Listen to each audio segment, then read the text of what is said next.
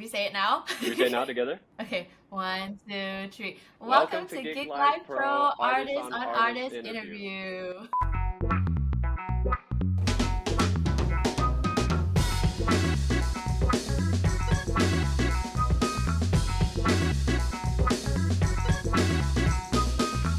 Hi, I'm Claudia. I'm a Malaysian artist and I do pop music. I could be the one you're making toast for in the morning with coffee, clothes off in the kitchen, getting frisky. Everything I need, I have it all. I could be the one you're looking for. Hi, my name is Ian. I play in a math rock band called Filters, and I'm also a Malaysian artist.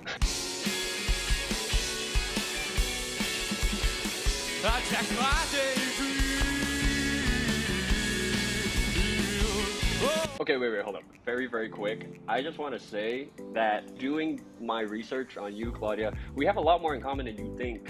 Both of us are actually, like, our families are from Sarawak. Oh, And you gotta keep it PG. But yes, both our families are from Sarawak, from Kuching, and we both write fan fiction, technically. That's my job too. What? Yeah. No way! Yes. Wait, what kind of fanfiction do you used to write? Well, no, I'm actively doing it. I write for dating simulator games, essentially. Okay. Oh my god, I like that. That's very interesting. Wow. The more you know. Okay, I'm gonna get to my first question. Many people who know you personally would know that you have started your musical endeavor as early as 2013 by uploading covers, both acoustic and a cappella, like Clarity by Zed, Not About Angels by Birdie. Also very interesting choice to have like your vocals only on one side of the stereo field usually, and then your instruments on the other side, which is good separation anyway. But in your opinion, what is the importance of the art of covering music to an up-and-coming artist? And how do you find the state of cover artists in today's day and age? First of all, I'm low-key embarrassed that you dug up all my SoundCloud stuff back from 2013. And yes, like the audio separation thing was because I didn't know like the difference between like mono and what was the other one? Like still I don't know. Yeah, so oh my god, now I'm a bit flustered. Oh my god. I started out doing a lot of covers. It was just like such an innocent thing back then as well, because like, you know, everybody was doing covers. It was just a trend that was so much more popular than like doing original music was. So I was just kind of like trying to practice my singing as well, so doing covers was a good way to do that. And I think it also taught me, taught me how to record things. It taught me how to produce a little bit because I had to tune my vocals and stuff like that the more I got into singing covers. And then it also taught me how to find good melodies and make them into original music. So it's definitely a good learning process. And I think even now, I think covers are still so much fun to do, especially when you put like your own flair to it. Yes. Like the instrumental is different and stuff. It really showcases your personality as an artist. I wouldn't look down on the art of covering. I think it's an amazing way to learn. No, I mean not to look down at cover artists at all. I was gonna say that I think surprisingly in today's day and age, cover artists are doing that thing of like putting their own spin to things and like really making it unique to themselves. I think we've gone from an age of uploading covers to SoundCloud to just like duetting on TikTok, which is, I mean, more or less, I think a more inclusive way of getting people on board with covers. So yeah, no, not at all. Not to look down. I think it's like you said, a good learning curve for a lot of up-and-coming artists. Yeah, absolutely, you nailed it. Your musical journey has been accompanied by your longtime collaborator and significant other, the very talented Irwin, who, well, maybe not many might know, but is Penang's 2015 Superstar Me contestant and grand prize winner of 5,000 ringgit. When the two of you work together on creating your next Earworm single, who wears the pants in the writing process? Does the production influence your writing? Or does your lyrical and melodic output influence the style of composition? I feel like it's mostly when we start something, when we start a song, it's usually me that kind of comes in with the chords and the melody, and I'm like, here's what I think, you know, would work, and then he kind of puts his production flair onto it. But there are some rare cases where he would come to me with a beat. For example, Feel Alive was something that he made from scratch without anything, and I just put lyrics over it.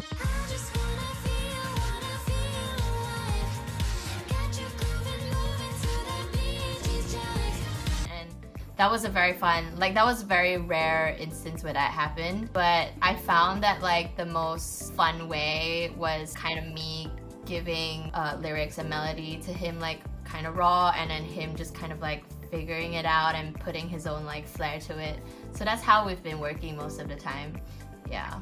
Has there ever been a time where like you felt maybe perhaps the production was getting in the way of your melodic input, or maybe vice versa? Maybe something that Irwin might have felt like, this is not gelling, you know, together with the composition that I'm putting together. Like, have you ever encountered such an issue when you're writing together? I feel like maybe in the beginning when we're still kind of like figuring things out, I think we've worked so well together at this point that like I know when to pull back and let him do his thing, or he learns to pull back if I'm like set on certain things. So yeah, like I think we've just kind of got to this like nice rhythm where we kind of know what each other does best and kind of let them run with it in certain aspects. So yeah. A lesson that has to be learned by all, honestly. Like you said, it's about finding the rhythm and being able to anticipate and understand when it's best to step back or step up. My third question. Your musical content has matured over the span of your career. As a songwriter, if you could be objective and constructive to your younger self, what are some of the notes you would give yourself with regards to your earlier tracks? Ooh. What are some of the notes? I mean, I feel like I don't regret like the earlier songs that I made. I just can't hear them now because I'm just embarrassed. No, I totally get that. Yeah.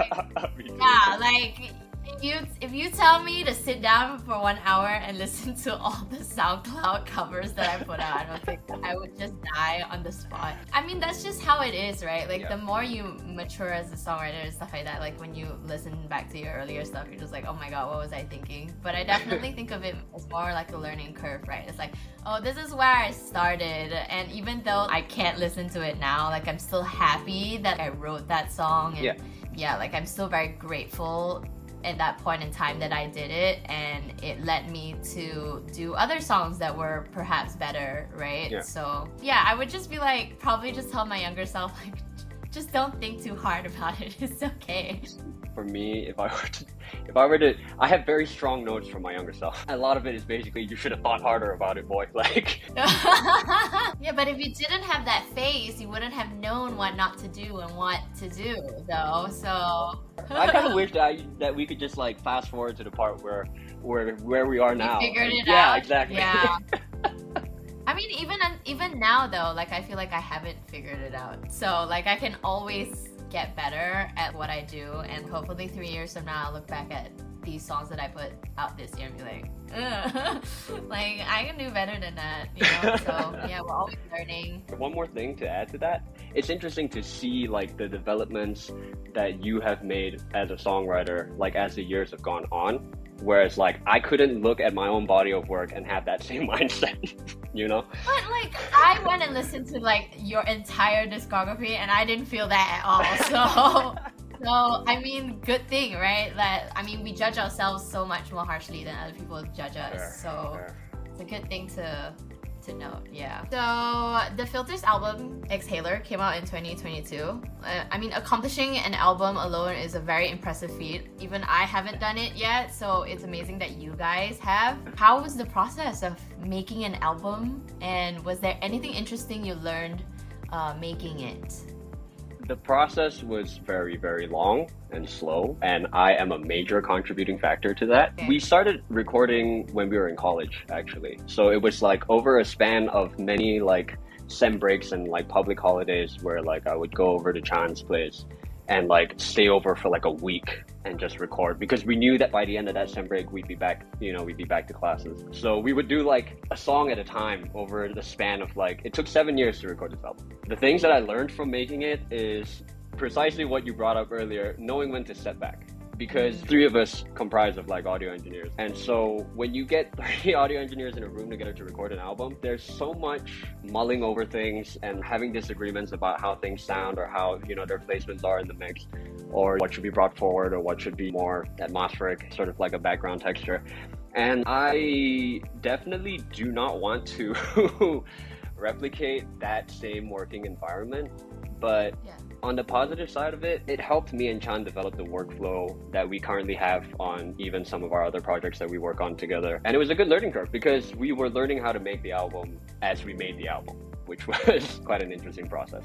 So yes, I hope that answers. No, that's good. Yeah. Like, I mean, yeah, who kind of goes in like recording an album knowing what to expect? I feel like if it's your first album especially. We came into the studio not even knowing that we were going to record an album. We just recorded maybe the first 3 tracks, and then suddenly it was like, we're piling it on. So we might as well just do an album at this point. Okay, cool. Yeah, so my next question is, you've accomplished so much as a band. I've watched you guys like perform so many live performances at this point. Like, it's amazing what you guys do on stage. I really love it. What is your next immediate goal for the Filters?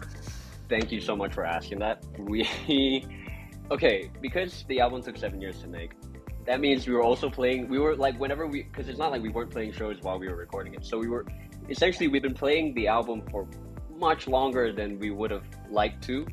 And then when the album came out, we wanted to do this thing where like, all right, we're gonna put it out, we're gonna disappear, and like we're just gonna like go and like just work on the next thing. Thanks to the good people, that did not turn out to be the case. We got pretty good reception, and then my sister Emma was like, this is the time. You can't disappear now. You have to go out and start playing shows, and you have to start, promoting this album.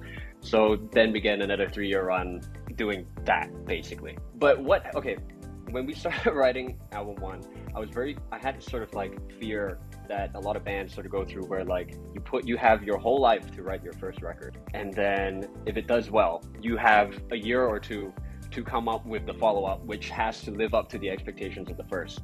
And that terrified the hell out of me. So we thought that, okay, maybe we can play 4-dimensional chess here. We will start writing album 2 while we're writing album 1, which is not a good idea, but we did anyway. So we're actually done. We're done writing album 2. I want to say like we're pretty much 80% of the way last year, and then this year like we finalized it, and we've been essentially like upgrading gear and basically getting ready to go back into the studio to record, which I'm really excited for because we're not going to be recording in Chan's bedroom anymore. We now have a space that we've opened up. So I think the shift, the change in scenery would be great, and also the change of environment. It's time to step up our game and just try to put out the record that we really want people to actually hear. Yeah. This year, as much as I didn't want to be taking as many shows, but this year we're sort of holding space to focus on album 2. That's great. Wow. I am definitely also thinking about doing an EP and an album soon. I know that there's so much hard work and mental struggles that it takes to like do it. So I really commend you guys for being able to even like do a second album as well. It's pretty good. It's pretty crazy. I'm just kind of worried that we're a little bit rusty for the studio. You're fine. We're not. Trust me, we're not. We're so not. That's the beauty about recording, though. You can record it again and again and again, and it'll be fine. Yeah. Okay, my last question. So, if you could live through any era of music, which era would you live in? I would like to. Okay, man, I have 2 answers for this. One of them is I'm happy where I am right now. Like, this is a great time to be around for music because there's so many sort of subgenres or niche, genres of music that cater to like specific audiences that probably would not have existed back then. Yeah, just to reiterate the same point, it is currently the best time because it's like the age of the melding of so many different sort of influences and genres coming together to form new things. So that's like my first answer. My second answer would be going back to post-World War II Japan. There was suddenly a resurgence of things like jazz and funk and soul that came from this time. And it's essentially like these Japanese artists sort of interpretation and homage to like, all of the actual, jazz greats. Man, I would love to be in that time. So my favorite live performance that I've done is probably Good Vibes last year. That was just really fun. I think it was just the vibes were there, and it was like my second performance ever as Claudia. So it was really, really nerve-wracking, but I enjoyed the hell, like being on stage, just vibing with my band, and yeah, it was such a fun time. I got 2 answers. Taobao Fest, which was last year. People at Berat, we love you. Y'all are like seriously supportive. Thank you for coming down. And then my all-time favorite would be at the B, our homecoming trail, for an event called Soundstruck. That was insane. Ooh, Dua Lipa. I feel like that's such a far-fetched thing, but everyone asks me this. I'm like, if you had to, for any dream collab, I'm like, Dua Lipa. I love her. She's amazing. Like, I would love to be in a writing room with her, you know, writing songs. But even that, like, obviously, I'd love to perform with her. That would be an amazing thing to have a song with her. So yeah. Artists I would like to collaborate with: a band called Mad Mad Men from Indonesia. Look out for that soon. If you like what you see, you can make sure to check out my music. I am Claudia, all caps, on Spotify, Apple Music, wherever music is being streamed. And yeah, make sure to follow my social media accounts at Claudia AA10 on Instagram and Claudia over here on TikTok, as I will be posting a lot more singles in the coming months. So, and also an EP at the end of the year. Oh, well, first, we are playing a show in Malacca with the band Cactus Cactus. They are currently on tour. Shout out to them. We are playing Good Vibes after that. And look out for album 2 when it comes out.